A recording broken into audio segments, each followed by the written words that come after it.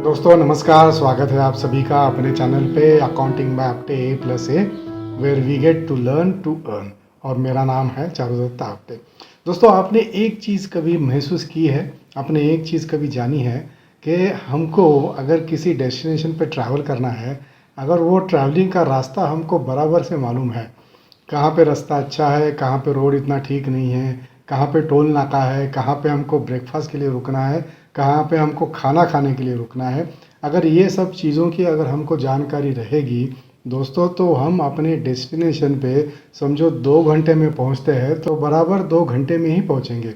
लेकिन अगर कोई नया आदमी वही रास्ते पे अगर ट्रैवल करेगा कि जिसको ये सब चीज़ों की जानकारी नहीं है, तो दोस्तों उसको डेफिनेटली 2 घंटे से ज़्यादा समय लगेगा, क्योंकि उसको मालूम नहीं कहाँ पे रुकना है ब्रेकफास्ट के लिए, उसको मालूम नहीं कहाँ पे रास्ता ठीक है, कहाँ पे स्पीड बढ़ाना है, कहाँ पे एक्सेलरेट करना है, इसकी जानकारी उसको नहीं है। तो दोस्तों उसको डेफिनेटली मंजिल पे पहुंचने में टाइम लगेगा। वो मंजिल पे पहुंचेगा ज़रूर, लेकिन अगर जिसको जानकारी है वो अगर 2 घंटे में पहुंचा, तो जिसको जानकारी नहीं है वो 2.5 से 3 घंटे में पहुंचेगा, उसको थोड़ा ज़्यादा समय लगेगा। शेयर मार्केट का दोस्तों ऐसा ही है। अगर शेयर मार्केट के बारे में हमको शेयर मार्केट की पूरी अगर जानकारी हो कि शेयर मार्केट में क्या करना है, शेयर मार्केट मतलब क्या, शेयर का जन्म कैसे होता है, शेयर मार्केट में कैसे आता है, शेयर स्टॉक एक्सचेंज पे कैसे लिस्ट होता है, इसकी अगर जानकारी दोस्तों हमको रहेगी और बाकी चीज़ों को भी शेयर मार्केट की अगर जानकारी हमको रहेगी, तो दोस्तों शेयर मार्केट में हमारा मेन पर्पज़ क्या है? हमारा मेन पर्पज़ है प्रॉफिट कमाना, और एक पर्पज़ है लॉस ना करना, लेकिन मेन पर्पज़ है प्रॉफिट कमाना। तो जिसको शेयर मार्केट के बारे में पूरी जानकारी होगी वो अपने डेस्टिनेशन पे जल्दी पहुंचेगा। जिसको कम या जिसको जानकारी नहीं है वो मंजिल पे पहुंचेगा ज़रूर, आज नहीं तो कल वो मंजिल पे पहुंचेगा ज़रूर, मतलब वो प्रॉफिट कमाएगा ज़रूर। क्योंकि शेयर मार्केट में जो लॉन्ग टर्म इन्वेस्टेड रहेगा वो डेफिनेटली उसको पैसा मिलेगा, उसको पैसा मिलता ही है। लेकिन जिसको मालूमात ज़्यादा है वो प्रॉफिटेबिलिटी का जो अपना गोल है, जो प्रॉफिटेबिलिटी का अपना जो डेस्टिनेशन है वहाँ पे जल्दी पहुँचेगा, और जिसको मालूमात कम है वो थोड़ा देरी से पहुँचेगा। तो अगर हमको जल्दी टाइम पे या टाइम से पहले अगर पहुंचना है तो अपना जो शेयर मार्केट का जो नॉलेज है दोस्तों, वो नॉलेज हमको बढ़ाना है। तो ज्ञान की बातें बहुत हो गई, चलिए आज का जो अपना टॉपिक है वो टॉपिक के ऊपर आते हैं। दोस्तों बहुत बार हम लोग बात करते हैं कि अरे XYZ कंपनी का IPO आ रहा है, अप्लाई करूँ क्या? आपने अप्लाई किया क्या? अरे ये XYZ कंपनी का बोनस आ रहा है, ये शेयर को मैं खरीदूँ क्या? अरे ये XYZ कंपनी का राइट्स है, या XYZ कंपनी का शेयर स्प्लिट हो रहा है, या XYZ कंपनी का शेयर बायबैक आने वाला है, मैं इसको बाय करूं क्या या सेल करूं? ये सब चीज़ें दोस्तों अपने दिमाग में घूमती रहती है, मेरे भी दिमाग में घूमती रहती है।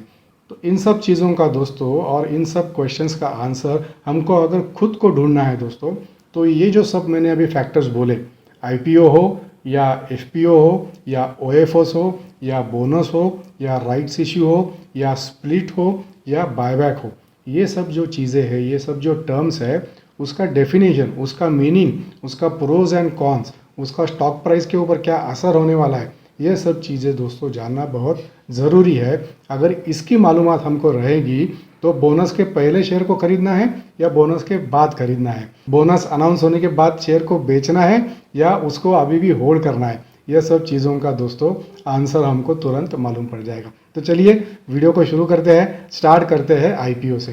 दोस्तों IPO को इनिशियल पब्लिक ऑफर ऐसे भी बोलते हैं। IPO मतलब क्या? जो प्रमोटर है कंपनी का दोस्तों, जिसने कंपनी चालू किया है, प्रमोटर मतलब जो कंपनी को चालू करता है उसको कंपनी का प्रमोटर बोलते हैं। तो जो कंपनी चालू करता है, जो प्रमोटर है, जैसा कंपनी का साइज बढ़ता है दोस्तों, तो कंपनी का जो फाइनेंस का जो रिक्वायरमेंट होता है वो रिक्वायरमेंट भी बढ़ता है। तो नेचुरली एज अ प्रोमोटर उसका इंडिविजुअल का उसके ऊपर कुछ रिस्ट्रिक्शंस रहते हैं कि वो कितना कैपिटल, वो कितना पैसा अपने धंधे में लगा सकता है। जैसे जैसे कंपनी का साइज़ और कंपनी का परफॉर्मेंस अच्छा होने लगता है दोस्तों, तभी प्रमोटर सोचता है कि now this is the right time कि अभी मुझे कंपनी का जो स्कोप है, मेरा कंपनी मुझे इंक्रीज़ करना है, उसके लिए मुझे कैपिटल चाहिए। तो वो जो कैपिटल है दोस्तों वो पब्लिक को ऑफर करता है, पब्लिक को ऑफर करता है, इनिशियली ऑफर करता है, इसीलिए उसको बोलते हैं इनिशियल पब्लिक ऑफर। हर एक कंपनी का दोस्तों प्रॉस्पेक्टस में, आर्टिकल्स एंड मेमोरेंडम में लिखा हुआ होता है कि ये कंपनी का कैपिटल कितना होगा। उसका इक्विटी शेयर्स का क्वांटम मतलब क्वांटिटी और उसका फेस वैल्यू कितना होगा उसका डेफिनेशन उसमें दिया हुआ रहता है कि ये कंपनी का कैपिटल एक्स नंबर होगा। तो दोस्तों ये जो कैपिटल रहता है उसमें भी दो टाइप रहते हैं। एक होता है एथोराइज कैपिटल, मतलब कितने लेवल तक, कितने लिमिट तक प्रोमोटर इक्विटी शेयर्स इशू कर सकते हैं, उसको बोलते हैं एथोराइज कैपिटल। मतलब इतना एथोराइज है, समझो 100 करोड़ का एथोराइज कैपिटल किसी कंपनी का है, तो उसमें से प्रोमोटर कैन डिसाइड कि मुझे अभी कितने पैसे की ज़रूरत है और मैं कितने शेयर्स मार्केट में इशू करूँ, वो प्रोमोटर के ऊपर होता है। तो प्रोमोटर डिसाइड करता है कि मुझे इतने इतने शेयर्स इशू करने हैं। समझो अपने केस में प्रोमोटर ने डिसाइड किया कि मुझे 50 करोड़ की अभी ज़रूरत है, तो अभी मैं 50 करोड़ के शेयर्स मार्केट में इशू करूँगा। तो एथोराइज कैपिटल हुआ 100 crore, issued capital will be 50 crore. तो दोस्तों प्रोमोटर जो आईपीओ मार्केट में लाता है उससे क्या होता है, ये दोस्तों fresh issue of equity shares होता है। मतलब ये इशू जो है वो फ्रेशली मार्केट में, न्यूली मार्केट में आता है। एज ऑफ नाउ प्रोमोटर के पास कुछ होल्डिंग है, लेकिन एडिशनल शेयर्स मार्केट में आएंगे एज अ फ्रेश इशू। तो ये issue of fresh equity shares to public होता है। प्रोमोटर का जो होल्डिंग है दोस्तों इसमें क्वांटिटी वाइज उतना ही रहता है, परसेंट वाइज थोड़ा कम होता है, क्योंकि जब तक आईपीओ नहीं आता है तब तक 100% होल्डिंग प्रोमोटर के पास रहता है। लेकिन जब आईपीओ आता है और जब भी शेयर होल्डर्स बढ़ते हैं तो जो प्रोमोटर्स का जो क्वांटिटी होल्डिंग है वो सेम ही रहता है, लेकिन परसेंटेज होल्डिंग जो है दोस्तों वो अकॉर्डिंगली प्रोपोर्शनेटली एडजस्ट होता है। पेड अप कैपिटल जो कंपनी का है वो इंक्रीज होता है, क्योंकि पहले जो पेड अप कैपिटल था, जो प्रोमोटर का जितना होल्डिंग था उतना ही कंपनी का पेड अप कैपिटल था। अभी क्या होगा, आईपीओ आया तो आईपीओ का जो वैल्यू है that also would get added to the paid up capital. तो कंपनी का पेड अप कैपिटल बढ़ता है एंड जो पैसा कंपनी कलेक्ट करती है दोस्तों वो पैसा कंपनी के अकाउंट में चला जाता है। This is the main differentiating factor between IPO and OFS. जब भी हम लोग ओएफएस की बात करेंगे तभी ये पॉइंट के ऊपर वापस आएंगे। तो जो आईपीओ का पैसा है दोस्तों वो कंपनी के पास जाता है and the money has to be use. जो पैसा कंपनी पब्लिक इशू आईपीओ लाके जो पैसा कलेक्ट करती है उसका जो यूज़ है दोस्तों, जो प्रॉस्पेक्टस में जो कंपनी ने यूज़ का पर्पज़ लिखा हुआ होता है वही पर्पज़ के लिए कंपनी को इसका इस्तेमाल करना होता है। तो अभी दोस्तों ये क्वेश्चन पे आता है कि आईपीओ में मैं अप्लाई करूँ या ना करूँ। ये दोस्तों 3-4 चीज़ों के ऊपर डिपेंड रहता है। एक है ये आईपीओ का पर्पज़ क्या है। मेरे हिसाब से दोस्तों अगर आईपीओ का पर्पज़ बिजनेस एक्सपेंशन हो, एक्विजिशन हो, न्यू डेवलपमेंट हो, तो दोस्तों आग बंद करके, अगर कंपनी बेसिक फंडामेंटल्स अगर अच्छे हैं तो आग बंद करके आईपीओ में अप्लाई कर सकते हैं। लेकिन अगर कंपनी का पर्पज़ लोन को रिपेमेंट करना हो, डेट का रिपेमेंट करना हो तो थोड़ा सोच के फिर अप्लाई करना है। अगर कंपनी के फंडामेंटल्स, कंपनी का पोजीशन, कंपनी का मार्केट शेयर, कंपनी जो मार्केट में काम कर रही है उसका आगे का प्रॉस्पेक्ट्स, अगर ये सब चीज़ें अच्छी है तो भले कंपनी का पर्पज़ लोन रिपेमेंट करना हो फिर भी वो आईपीओ में हम लोग अप्लाई कर सकते हैं। लेकिन उसमें भी दोस्तों लोन दो टाइप का होता है। एक होता है वर्किंग कैपिटल लोन और दूसरा लोन होता है जो एक्सपांशन के लिए, जो नया इस्टेब्लिश फॉर्म करने के लिए, नया प्लांट एंड मशीनरी खरीदने के लिए, नए फिक्स एसेट खरीदने के लिए भी लोन लिया जाता है। That is a long term loan. अगर लॉन्ग टर्म लोन अगर रीपे होने वाला है दोस्तों from the proceeds of IPO, then according to me there is no harm in applying for IPO. लेकिन अगर वर्किंग कैपिटल का लोन का अगर रीपेमेंट करना है तो I would be little dicey in deciding whether to apply in IPO और not. क्योंकि दोस्तों वर्किंग कैपिटल एक ऐसी चीज़ है जिसका मैनेजमेंट और जिसको मैनेज करना इट्स वेरी इंपॉर्टेंट। अगर जो कंपनी को वर्किंग कैपिटल मैनेज करने के लिए आईपीओ लाना पड़ा तो आगे जाके दोस्तों क्या गारंटी है कि उसका वर्किंग कैपिटल मैनेजमेंट सुधरेगा। तो जिसको वर्किंग कैपिटल लोन का रीपेमेंट के लिए अगर आईपीओ लाना है उसमें शायद मैं अप्लाई नहीं करूँगा। लेकिन अगर लॉन्ग टर्म लोन है, एक्सपांशन के लिए लोन है, एक्विजिशन के लिए लोन है, क्योंकि जैसे मैंने स्टार्टिंग में बोला प्रोमोटर के पास पैसा लिमिटेड होता है और उसको अगर नया एक्विजिशन करना है उसके पास दो अल्टरनेटिव्स है। एक तो बैंक से कर्जा लो, नहीं तो आईपीओ लो। समझो उसने पहले बैंक से कर्जा लिया और एक्विजिशन किया and that acquisition is working fine, then subsequently वो आईपीओ से मनी रेज करके ही can repay that debt and that is perfectly fine according to me, because with this IPO money is going to repay the loan.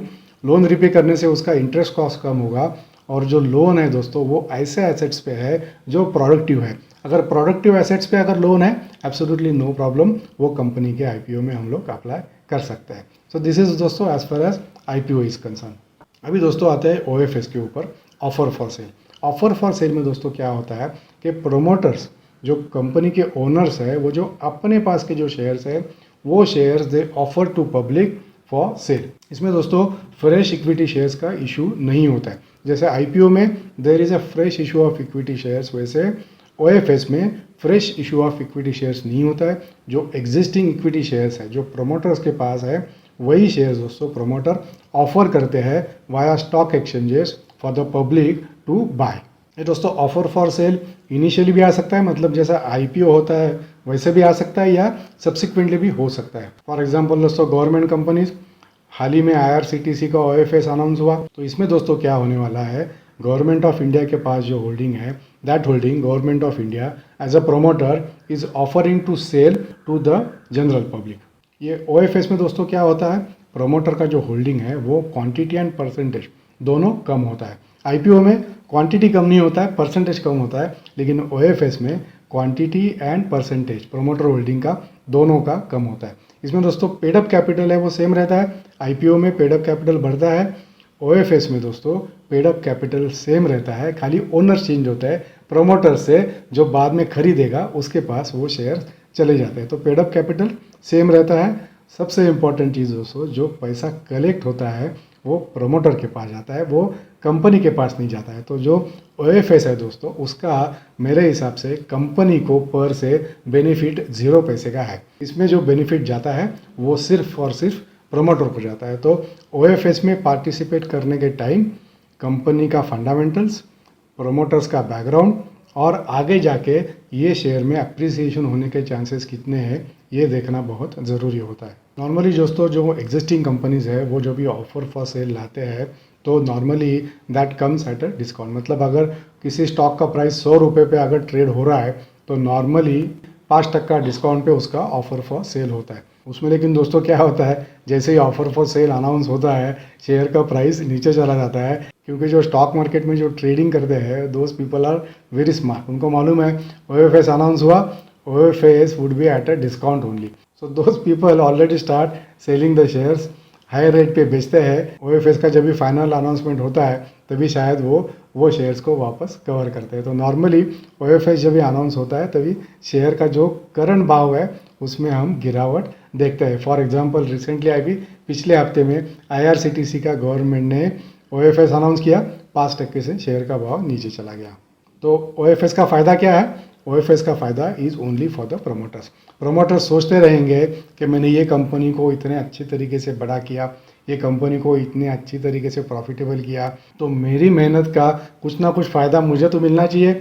And some people, some of the promoters, they also want to exit, तो they exit instead of selling it directly on the stock exchanges, they sell the shares via OFS route. ये OFS में दोस्तों selling के लिए कौन कौन participate कर सकता है, एक प्रोमोटर्स पार्टिसिपेट कर सकते हैं और वो रिटेल होल्डर्स जिनका होल्डिंग 10% या ज़्यादा हो वो होल्डर्स भी ये ओएफएस में पार्टिसिपेट कर सकते हैं। तो आई बात समझ में, ओएफएस मतलब क्या। चलिए आगे बढ़ते हैं, अभी बोनस के बारे में बात करते हैं। दोस्तों बोनस जो है, बोनस मतलब क्या, बोनस मतलब बोनस कि आपको ये बोनस मतलब something additional without any expense, that is called bonus. तो इक्विटी मार्केट में दोस्तों नॉर्मली जो एग्जिस्टिंग शेयर होल्डर्स होते हैं as of the record date उनको दोस्तों बोनस का इशू आता है। बोनस में दोस्तों पेडअप कैपिटल इंक्रीज होता है क्योंकि दैट इज़ अ बोनस। अभी समझो 100 का पेडअप कैपिटल था, 1:1 अगर बोनस हुआ तो 100 का पेडअप कैपिटल वुड बी 200। ये जो दोस्तों बोनस इशू होता है, ये जो कंपनी के रिजर्व्स होते हैं वो रिजर्व्स में से बोनस इशू होता है। बोनस के लिए कंपनी को कैश एक्सपेंसेस कुछ भी नहीं है, bonus is issued out of the reserves of the company. दोस्तों ये जो बोनस है उसका रेशो डिसाइड होता है, 1:1 आ सकता है, 1:2 आ सकता है, 1:5 भी आ सकता है, 1:10 भी आ सकता है। 1:1 मतलब हर एक शेयर को एक शेयर बोनस मिलेगा। 1:2 मतलब अगर आपके पास 2 इक्विटी शेयर्स है as of the record date तो उसके ऊपर आपको 1 इक्विटी शेयर बोनस में मिलेगा। 1:10 मतलब अगर आपके पास 10 इक्विटी शेयर्स है as of the record date तो उसके सामने 1 शेयर आपको बोनस मिलेगा। तो दोस्तों एक ऐसा सवाल अपने दिमाग में आ सकता है कि समझो 1:1 बोनस है, अभी शेयर का भाव 100 रुपीज़ है, तो बोनस एक्स डेट होने के पहले अगर मैं 100 रुपये में बाय करूंगा तो मेरे पास 1 शेयर है 100 रुपये का और 1 शेयर आ जाएगा एक्स डेट पे, मैं 2 शेयर बेचूंगा 100 रुपये पे, तो मेरे 100 रुपये के 200 रुपये हो जाएंगे। ये दोस्तों थिंकिंग थियोरेटिकली सही है लेकिन प्रैक्टिकली ऐसा नहीं होता है। क्योंकि दोस्तों जब भी बोनस अनाउंस होता है ना, तो stock market is very smart. Stock market में जो काम करते हैं those people are very smart. उनको बोनस अनाउंस होने के पहले से ही पता चलता है कि ये कंपनी में बोनस आ सकता है, and they start accumulating the share. जो कंपनी के शेयर में बोनस का अनाउंसमेंट होता है उसका दोस्तों पिछले 3 महीने का अगर हम लोग चार्ट निकाल के देखेंगे, तो in the majority of the cases we would see that the stock price has gone up substantially. समझो 50 रुपये का भाव था बोनस अनाउंस होने तक, 70 से 75 रुपये तक भाव डेफिनेटली दोस्तों जाता है। और जब भी अनाउंस होता है तो भी दोस्तों एक स्पाइक ज़रूर आता है, लेकिन बाद में सब्सिक्वेंटली प्राइस सेटल होता है, न्यूज़ मार्केट एब्सॉर्ब कर लेता है। और जब भी एक्स बोनस दोस्तों होता है तभी बोनस का जो प्रोपोर्शन है वो प्रोपोर्शन में स्टॉक का जो ट्रेडिंग प्राइस है वो ट्रेडिंग प्राइस भी एडजस्ट हो जाता है। मतलब 1:1 में 100 के मुझे 200 रुपये दोस्तों नहीं मिलने वाले, मेरे 100 के 100 वैसे ही रहने वाले या थोड़े से उसमें बढ़ सकते हैं। अगर 1:1 बोनस हुआ, एक्स बोनस के पहले अगर 100 रुपये भाव था, तो एक्स बोनस होने के बाद दोस्तों एक शेयर के बदले मेरे पास 2 शेयर हो गए, तो जो 100 का भाव था वो दोस्तों थियोरेटिकली एंड प्रैक्टिकली जब भी एक्स रेट होता है तभी वो आधा होता है, मतलब 100 का 50 होगा। लेकिन अगर कंपनी अच्छा है, मार्केट का सिचुएशन भी अच्छा है, मार्केट बूमिंग है, तो ऐसा भी हो सकता है कि वो 100 का 50 ना हो, 55 हो, 60 हो, 65 हो, कुछ भी हो सकता है, लेकिन 100 का 100 नहीं रहता है। 45 भी हो सकता है, 50 पे भी खुल सकता है, 55 के ऊपर भी खुल सकता है। लेकिन दोस्तों ये बोनस की वजह से क्या होता है, बोनस का इशू होने के बाद जब भी अपने अकाउंट में शेयर्स आते हैं तभी स्टॉक एक्सचेंज पे, स्टॉक मार्केट में शेयर का जो लिक्विडिटी है, शेयर्स के जो फ्री फ्लोट है दोस्तों वो बढ़ता है। वो बढ़ने से कभी कभी शेयर्स का सप्लाई भी बढ़ता है, और सप्लाई बढ़ने से दोस्तों कभी कभी उसका इफेक्ट शेयर प्राइस के ऊपर भी होता है। तो कुछ कुछ केसेस में दोस्तों मैंने ऐसा भी देखा है कि एक्स बोनस होने के बाद समझो 100 का भाव था, एक्स बोनस हुआ 50 पे, लेकिन एक्स बोनस के बाद 50 से स्लोली शेयर का भाव नीचे आके 40-45 रुपये तक भी नीचे आ गया। ऐसे भी कुछ केसेस में हुआ है। हम लोग बोनस अनाउंस होने के पहले अगर कोई शेयर खरीदते हैं तो दोस्तों उसमें हमको सब्सटेंशियल गेन होता है। अनाउंस होने के बाद खरीदने से लॉस ही होगा ऐसा नहीं है, गेन होगा, लेकिन that gain would be limited gain. तो कभी कभी दोस्तों it also makes sense to buy the share after the ex bonus day. जब भी शेयर का भाव नीचे आ जाएगा, शेयर हमको सस्ते में मिलेगा।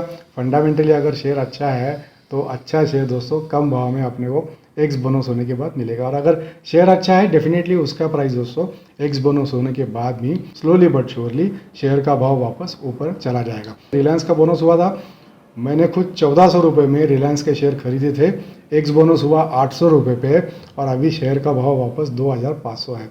किसी ने अगर तभी 1400 में जब भी बोनस अनाउंस हुआ तभी रिलायंस का भाव 1400 रुपये था, एक्स बोनस हुआ 750-800 रुपये के आसपास, अगर तभी किसी ने खरीदा होगा अभी 2500 रुपये का भाव है। मतलब मैं यहाँ पे यही कहने की कोशिश कर रहा हूँ कि sometimes it makes sense to buy a ex bonus share then buying a cum bonus share. अभी दोस्तों आते हैं राइट्स इशू के ऊपर। राइट्स और बोनस मोर और लेस सेम है as far as the proportion is concern. Rights का भी प्रोपोर्शन होता है, लेकिन राइट्स में क्या होता है दोस्तों कि राइट्स में कंपनी कुछ पैसा चार्ज करती है।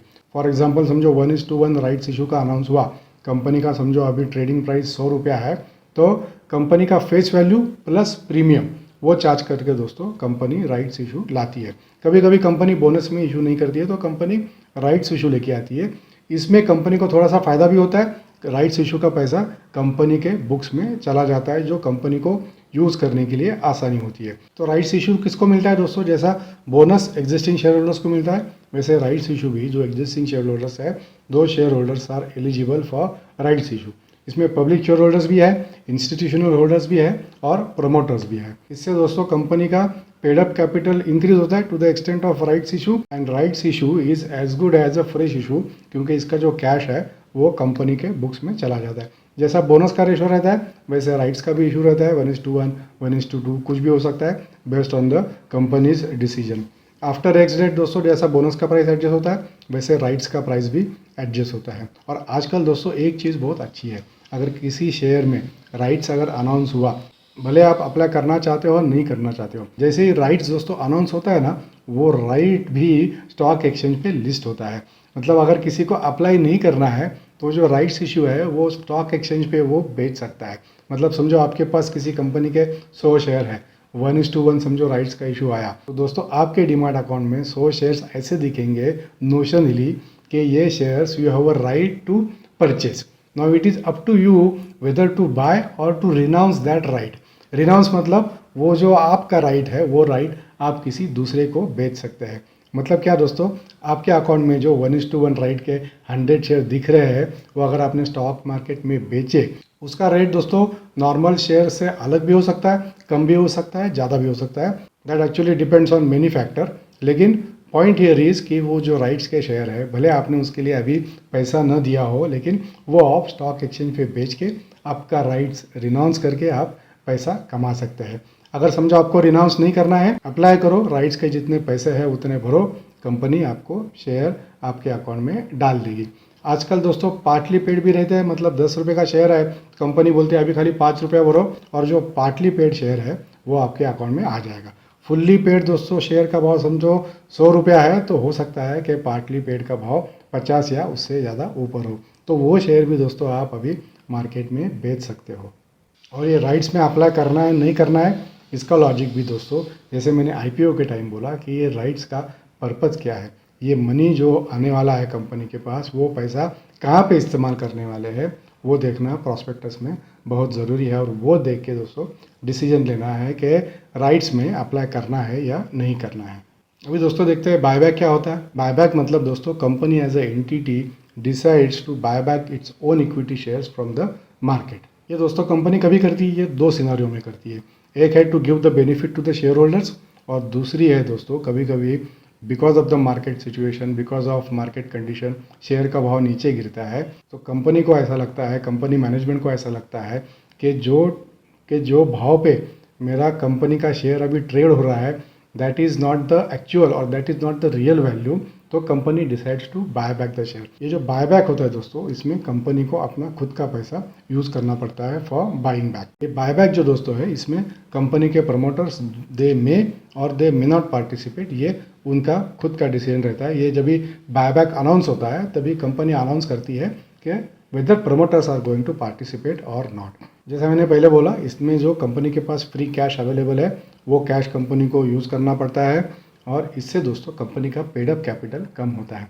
जैसे बोनस हो, राइट्स हो, IPO हो, इससे कंपनी का पेड अप कैपिटल बढ़ता है, लेकिन बायबैक से दोस्तों कंपनी का पेड अप कैपिटल कम होता है. तो कभी कभी बायबैक की वजह से जो कंपनी का जो ट्रेडिंग का जो प्राइस रहता है स्टॉक एक्सचेंज पे, लॉन्ग रन में वो प्राइस बढ़ने में दोस्तों मदद होती है, क्योंकि क्वांटिटी कम होगा, फ्री फ्लोट कम होगा, लिक्विडिटी कम होगा, डिमांड उतना ही रहेगा, तो दोस्तों डेफिनेटली कंपनी के शेयर का भाव आगे जाके बढ़ेगा. Buyback always helps the company to show a higher earning per share.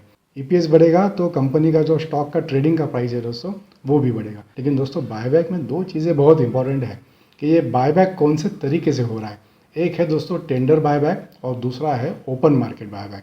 Tender buyback में दोस्तों क्या होता है, टेंडर बायबैक में कंपनी टेंडर निकालती है कि मैं इतना % बायबैक करने वाला हूँ. जो existing all share holders they are eligible to tender their shares. एक दोस्तों रेशो डिसाइड होता है, और वो रेशो के हिसाब से दोस्तों कंपनी बायबैक का % from individual share holders decide करती है. इसमें लेकिन दोस्तों एक पॉइंट नोट करने जैसी है कि हर एक शेयर होल्डर्स को बायबैक का बेनिफिट मिलेगा. लेकिन आजकल दोस्तों कुछ कंपनीज बहुत स्मार्ट है, वो क्या करती है, बायबैक तो अनाउंस करती है लेकिन बोलते हैं टेंडर ऑफर नहीं करेंगे, बोलते हैं हम ओपन मार्केट से बाय करेंगे. ये ओपन मार्केट का बायबैक दोस्तों फिक्टिशियस है. According to me it's eyewash. जैसे दोस्तों बजाज लिमिटेड ने बायबैक अनाउंस किया, शेयर का भाव तभी कुछ 3,800 या 4,000 रुपये के आसपास था, लेकिन उन्होंने बोला हम लोग ओपन मार्केट से खरीदेंगे. ओपन मार्केट से खरीदेंगे मतलब they decide the price band, मतलब समझो 3,600 से 4,200 के बीच. जस्ट एज मैं आपको एग्जाम्पल की तरह बोल रहा हूँ कि 3,600 से 4,200 रुपये के बीच में ये टाइम फ्रेम में हम लोग इक्विटी शेयर्स ओपन मार्केट से बायबैक करेंगे. अभी वो बायबैक में किसने बेचे, किसको बेनिफिट मिला, तभी क्या भाव था, किसको क्या मालूम, कुछ मालूम नहीं पड़ता है. लेकिन जो टेंडर बायबैक है दोस्तों, उसका जो इंडिविजुअल शेयर होल्डर है, हर एक शेयर होल्डर को उसको कुछ ना कुछ बेनिफिट मिलता है. तो जब ये टेंडर बायबैक का अनाउंसमेंट होता है, that buyback usually is always higher than the traded price of that share. अगर आपने इन्फोसिस हो या TCS हो या विप्रो हो, इनका अगर बायबैक देखा रहेगा तो those buybacks have been substantially higher, 10 to 15% higher than the then trading price on the stock exchange. तो दोस्तों टेंडर रूट की तरह अगर बायबैक होगा तो शेयर होल्डर्स के लिए बेनिफिशियल है। अगर ओपन मार्केट बायबैक है तो उसका शेयर होल्डर्स को कुछ बेनिफिट नहीं मिलता है, इनफैक्ट उसका नेगेटिव इफेक्ट दोस्तों शेयर के भाव पे आता है। तो अगर कोई ऐसा शेयर आपके पास है जिसका बायबैक तो अनाउंस हुआ लेकिन टेंडर बायबैक नहीं है, better to sell the share, 1 महीने के बाद उसको वापस खरीदो एट अ लोअर रेट। अभी आते हैं दोस्तों last but not the least, stock split का मतलब क्या है। स्टॉक स्प्लिट का एक सिंपल मतलब है दोस्तों कि स्टॉक का जो फेस वैल्यू है उसको कंपनी स्प्लिट करती है। मतलब अगर 10 रुपये का शेयर है उसको 5 रुपये में भी स्प्लिट कर सकती है, उसको 2 रुपये में भी स्प्लिट कर सकती है, उसको 1 रुपये में भी स्प्लिट कर सकती है। अगर 10 रुपये का शेयर समझो 1 रुपये में स्प्लिट किया, समझो किसी के पास 10 शेयर है, उसके अकाउंट में ऑटोमेटिकली और 90 शेयर्स आ जाएंगे, 10 के बदले 100 शेयर्स होंगे, फेस वैल्यू 10 के बजाय 1 रुपया होगी, और जो ट्रेडिंग का प्राइस है वो जैसे बोनस में दोस्तों एडजस्ट होता है वैसे ही स्प्लिट में भी एडजस्ट होता है। तो दोस्तों ये था अपना आज का video on IPO, on OFS, on bonus, on the rights issue, on buyback and also on stock split. मैं आशा करता हूँ ये सब चीज़ें जो है दोस्तों वो हमको अपने डेस्टिनेशन पे टाइम पे या टाइम के पहले पहुंचने में मदद करेंगे। जिनको नॉलेज था वो तो दोस्तों टाइम पे पहुंचने ही वाले हैं डेस्टिनेशन पे, मतलब वो तो प्रॉफिट कमा ही रहे हैं। अगर आपको मालूम नहीं था और आपने ये वीडियो देखा दोस्तों तो आप भी एक्सपर्ट लोगों की तरह अपने डेस्टिनेशन पे दोस्तों टाइम पे या टाइम से पहले पहुंचेंगे। So happy investing. मैं आशा करता हूँ कि वीडियो से आपका नॉलेज कुछ ना कुछ ज़रूर बढ़ा रहेगा। अगर आपका नॉलेज बढ़ा है तो वीडियो को लाइक करना है, वीडियो को शेयर करना है, और चैनल अगर अभी तक आपने सब्सक्राइब नहीं किया है तो चैनल को सब्सक्राइब भी करना है। और एक चीज़, जिन्होंने ऑलरेडी सब्सक्राइब किया है वो सब लोगों के लिए, वो सब सब्सक्राइबर्स के लिए एक रिक्वेस्ट, अपना चैनल का लिंक आपके दोस्त लोगों को, अपने ग्रुप में, अपने व्हाट्सएप ग्रुप में, अपने रिलेटिव्स को जिनको स्टॉक मार्केट में इंटरेस्ट है उनको फॉरवर्ड कीजिए विथ अ रिक्वेस्ट कि अगर कंटेंट पसंद आया तो चैनल को सब्सक्राइब भी कीजिए। So thank you very much for your time. See you in next video.